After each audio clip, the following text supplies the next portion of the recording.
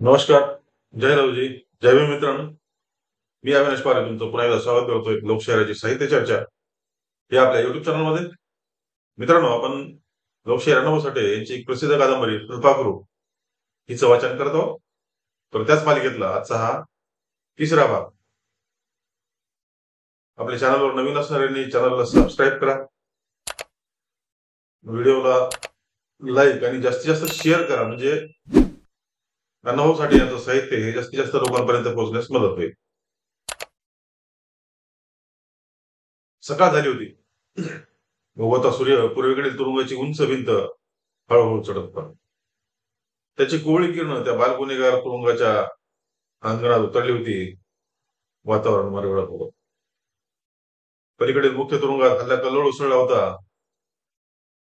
वॉर्डरने watchman ओरडत होता आणि इकडं सर्व मुलं एका ओळीनं उभी होती आणि त्यांच्या पुढं खाकी पोशाख केलेले पहारेकरी उभे होते.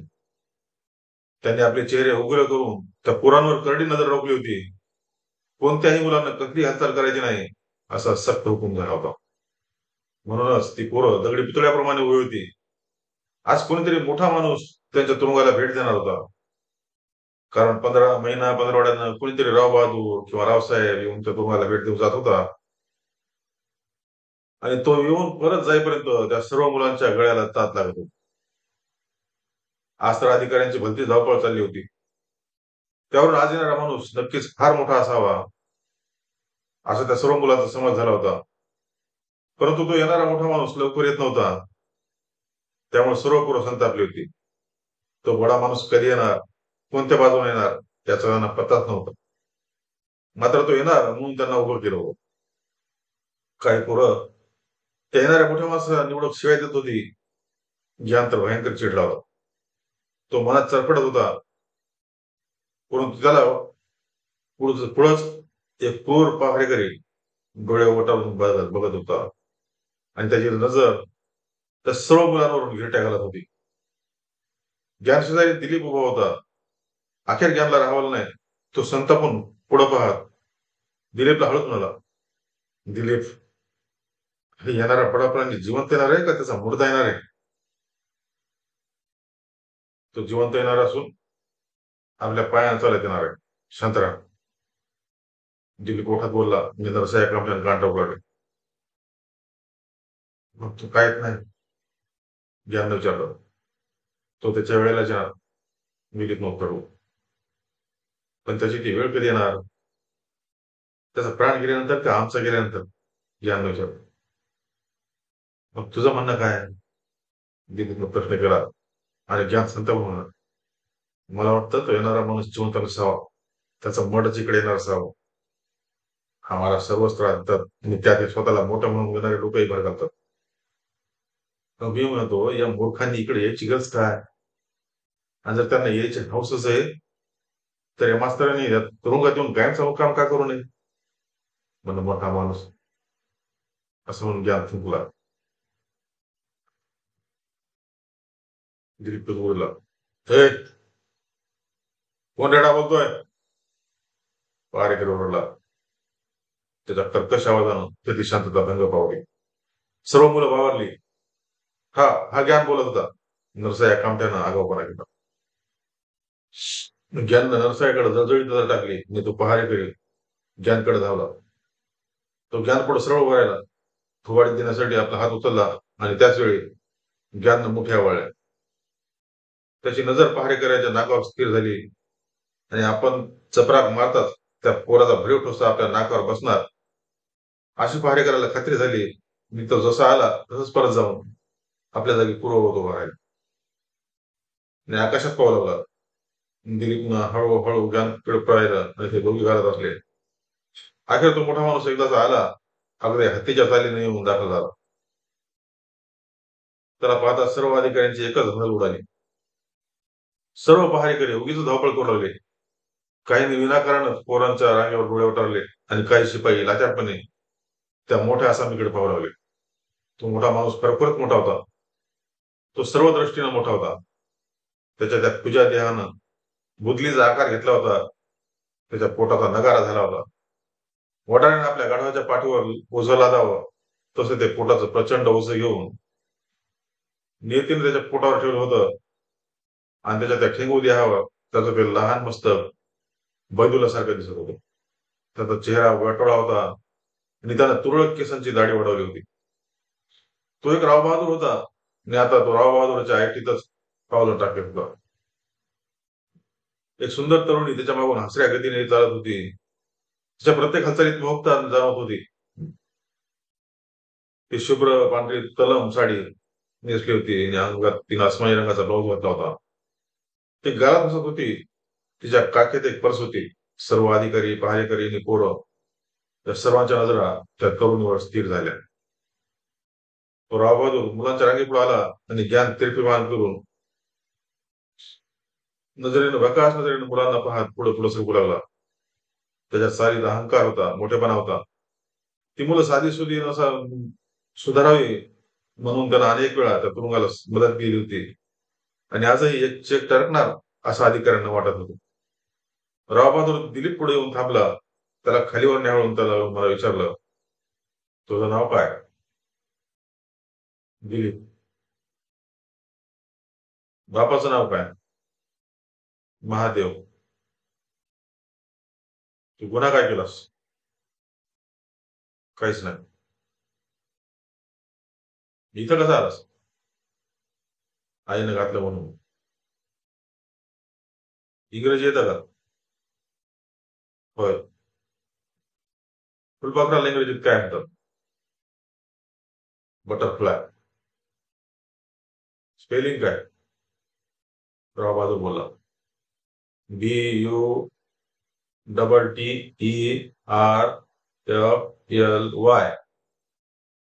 दिलीपनं उत्तर दिलं. राव बहादूरला समाधान वाटलं. तो पुढे सरकून ज्ञान पुढे वरायला. ज्ञानच्या डोळ्यातील वाघाची तीक्ष्ण नजर पाहून म्हणाला, नाव काय? ज्ञान. बापाचं नाव काय? मला माहित नाही.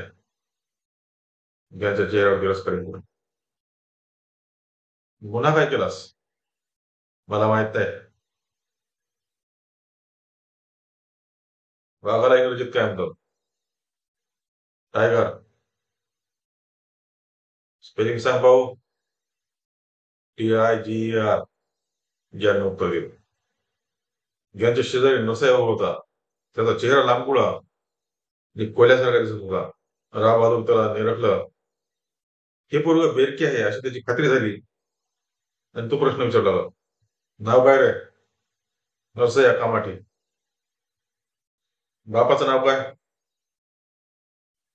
सर, मला मुळीच बाप नव्हता. नरसय्या उत्तरला. अरे मग तू कसा जन्मलास? राव बहादूरानं मिसके असं विचारलं आणि वळून त्या तरुणीकडे पाहिलं. तशी कोणाला रुमाल लावून मोठ्यानं हसू लागले आणि तिच्या आनंदात सहभागी होऊन सर्व अधिकारी वगैरे हसू लागले. काय रे, इंग्रजीत कोल्ह्याला काय म्हणतात? राव बहादूरानं प्रश्न केला. Hawks sir. नरसय्या उत्तर दिलं आणि म्हणाला, FOX सर. आणि ते उत्तर ऐकून राव बहादूर चिडला. तुझा बाप तुला असा चेहरा करून तो चालू लागला आणि लगेच दृष्टी झाला. ज्ञान नाक फुगून म्हणाला, दिलीप, ती बाई म्हणजे नुसती महिना आहे आणि तो माणूस 100% अस्वलाची अवलाद आहे. तशी बाई जर मला मिळाली तर मीही नक्कीच राव बहादूर होती. खरं आहे ज्ञान. असं म्हणून नरसय्या मोठ्यानं हसला आणि त्याला ज्ञान म्हणाला, बेटा जरा थांब. मी लवकरच तुझ्या दातावर फर्स्ट क्लास ट्रीटमेंट करणार आहे. आणि त्या ऐकून नरसय्यानं गपकन आपलं तोंड फिरून उठून दात दळून घेतले. ज्ञानचा ठोसा आपल्या तोंडावर बसल तेव्हा आपल्याला कसं वाटेल याची तो कल्पना करू लागला. तुरुंगातील घड्याळात एक काटा 4 चाकड्याकडे पलमडत होता आणि दुसरा वाराची चढत चढत होता. सर्व मुलं आपापल्या कामात पडून गेली होती. पण त्यांना भूक लागली होती. त्यांचं लक्ष मुळीच कामावर नव्हतं. ते जेवणाची वाट पाहत होते. कित्येक साळसूदपणाचा आवाहून अभ्यास करत होते. तर काही मुलं इकडं का तिकडं पाहत नव्हती. दिलीप एक चित्र काढत होता. तो कोणाशीच बोलत नव्हता. त्याच्यासमोर एक थोर विचारवंताची प्रतिमा आकार घेत होती. ज्या एका भिंतीला पाठ लावून काहीतरी करीत होता. त्याचं लक्ष समोर असलेल्या नरसयावर होतं. नरसयानं आपल्यावर आपली चहाडी केली आहे, त्याचे दात कसे पाडावे याचा तो विचार करीत होता. तो मनात म्हणत होता, हा नरसया एक हलकडा आहे आणि मूर्खही आहे. सकाळी यानं माझी विनाकारण चुगली केली आणि तो साला मानकूक माझ्या अंगावर धावला. जर मानकूनं मला चपराक मारली असती तर मी एक जोरदार ठोसा त्याला मारलाच असता. मी त्याचा नाक साफ केलं असतं. मग मला पुन्हा शिक्षा झाली असती. फार वाईट झालं असतं. पण मी म्हणतो त्यांना माझी चुगली करायची गरजच काय होती. परंतु त्या हरामखोराला त्याची खोडच आहे आणि ती खोड मोडलीच पाहिजे. त्याची चांगलीच धुलाई झाली की हा शुद्धीवर येईल. आणि याची धुलाई करायची म्हणजे याच्या कोल्याप्रमाणे पुढे आलेले दोन दात मुळातून निखळलेच पाहिजे. मग पुढं काही हो. पुढील अंगात मानकू पहारेकरी एका स्टुलावर दगड ठेवावा तसा बसला होता. तो पेंगत होता, मध्येच जागा येत होता आणि हातातली काठी सरळ धरून दुसऱ्या हाताने आपल्या पल्लेदार विषांना पीळ भरीत होता आणि घड्याळाकडे पाहत होता.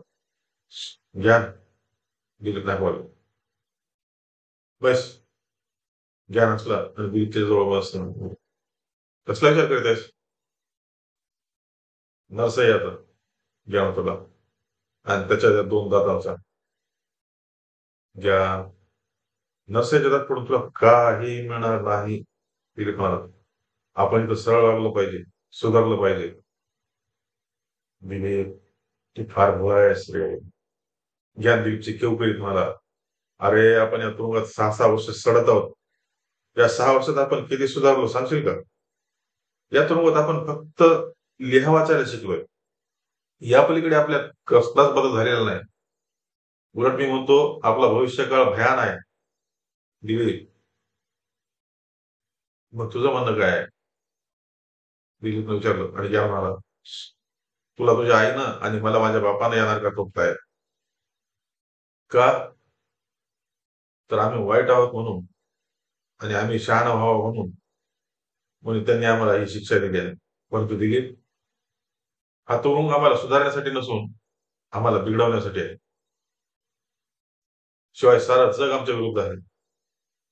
हे जिल्हाधिकारी, हे पहारेकरी आणि ह्या सर्व जळवा आहे आणि ते आम्हाला मार मार मारून लाचार करू पाहतायत. पहा ना तो नरसय्या, तोही माझ्या विरुद्ध.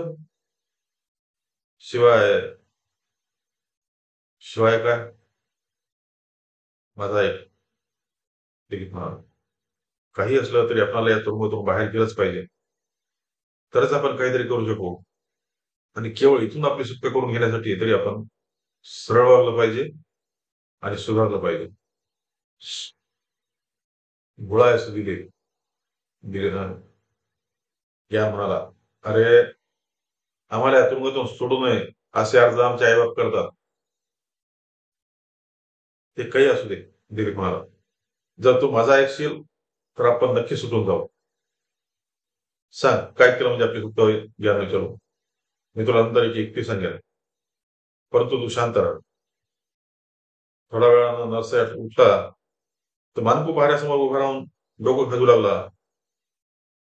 त्याला पाहून मानकून आपला चेहरा बिथरलेल्या माकडाप्रमाणे करून विचारलं, काय रे कामठ्या, काय विचार आहे? मानकू मामा, एक रिक्वेस्ट आहे. नरसयानं आपला डोक्याची केस निपटीत म्हणला, सर एक डिफिकल्टी आहे. ए लेका, सरळ माणसाने ओळखी. मानकू डाकते धरून आला. लेका बाहेर भानगड करून तू तुरुंगात येऊन हॅट मॅट करीत इंग्रजी शिकायलास. तसा माझं नाही. मी आता पहारा करता येत असतो. मी इंग्लिश शिकाय येत नसतो. जा. तो मामा चुकलं बरं का? नरसयानं कान धरून म्हणाला, आता इथून पुढे जो तुमच्या इंग्रजीचा एक शब्द उच्चारेल तो मास्तर 2 बाबाचा होईल. मामा, आय एम व्हेरी सॉरी. हाटले का? परत तेच. आता माझा मेंदू खाऊ नका. घुमा जा बरं. असं बोलणंच मला कळत नाही. यू आर करेक्ट मामा. हा ज्ञान लवकरच माझे दात रिपेअर करणार आहे. त्याचं काय? लय चांगलं होईल, मानकू म्हणाला. ज्ञाननं तुझं दात पाडलं की मी दे का तुला हरभऱ्याची चंदीच लावतो बघ. ते जे काय करायचंय ते तुम्ही नंतर करा. नरसया दुःखी चेहऱ्याकडून म्हणाला. अलीकडे माझं पोट फुगत असतं. जेलची ब्रेड पचत नाही, तेव्हा स्मोकिंगचं काहीतरी अरेंजमेंट करा. आधी लेका तू तिकडं मर. मानकू हुकला. असं म्हणाला. ती भानगड मी आता जेवलो की करतो. लेका नळाजवळच्या भिंतीजवळ उकर.